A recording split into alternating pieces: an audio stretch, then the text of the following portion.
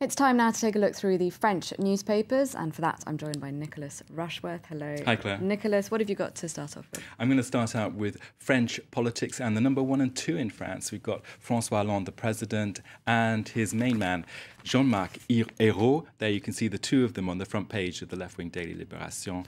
And l'amour dure 6 mois. Their love lasts only 6 months. Now, Ayrault was appointed in May when Hollande came to power, and they get on. They're similar personalities. That's on the front page of Libé. But the honeymoon is over, it's arguing. And in the inside pages, it's saying, well, that both of them are really to blame. What's going on between them is a sort of vicious circle. On the one hand, Ayrault is looking to Hollande for direction, but Hollande isn't giving it. One of the quotes inside the paper there is, well, from a ministerial aide, it's anonymous, he's saying Ayrault is trying to implement what Hollande wants, but as Hollande doesn't even say what he wants, then Ayrault feels stranded. So, of course, that's not working out. And, of course, within the actual socialist ruling party, there people are eyeing a gap in the market there. Is that job up for grabs? L'amour dure 6 mois. I think that's a pun on the film Love Lasts 7 Years or something. So obviously, the 7-year itch. Yeah. Yes, exactly. That's also making headlines in Le Parisien, Aujourd'hui en France. That's the top news, also in the front page of Aujourd'hui en France. I can show you quickly there another picture of Jean-Marc Ayrault, the Prime Minister, and the headline there, Matignon cherche son patron. Matignon looking for its boss. Now, Matignon is that beautiful palace-style building on the left bank here in Paris, which are the offices of the French Prime Minister.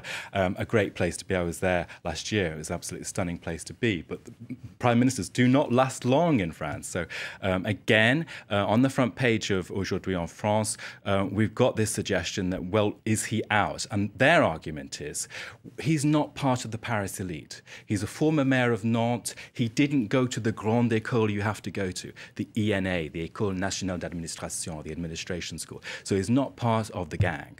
And, well, Sarkozy wasn't part either, but he managed to dominate French politics for a good decade. Now, incredibly, Jean-Marc Ayrault has lost 20 points in his popularity rating since June, which is just incredible. And there we can see the inside story, une autorité chaoutée. He's actually being heckled by his own people.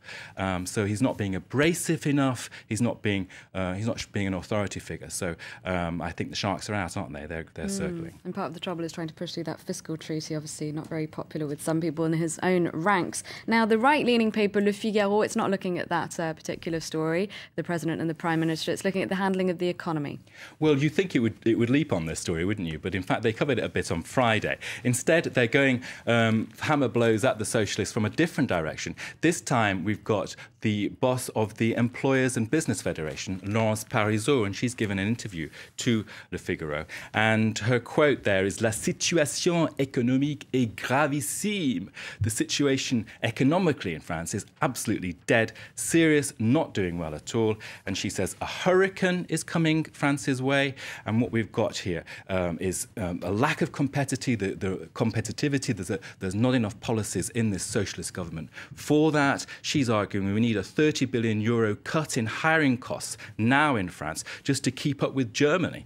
And she's saying from month to month, France is less attractive to business people. So what's happening, young people are leaving. They're not going to set up a company in France. They're going to go abroad, set up a company. And that's the message from Laurence Parisot. Now we're going to stay with the Figaro and go to a story that made my granny yesterday say, well, if the Greens are at it, then where is the world, what is the world coming to?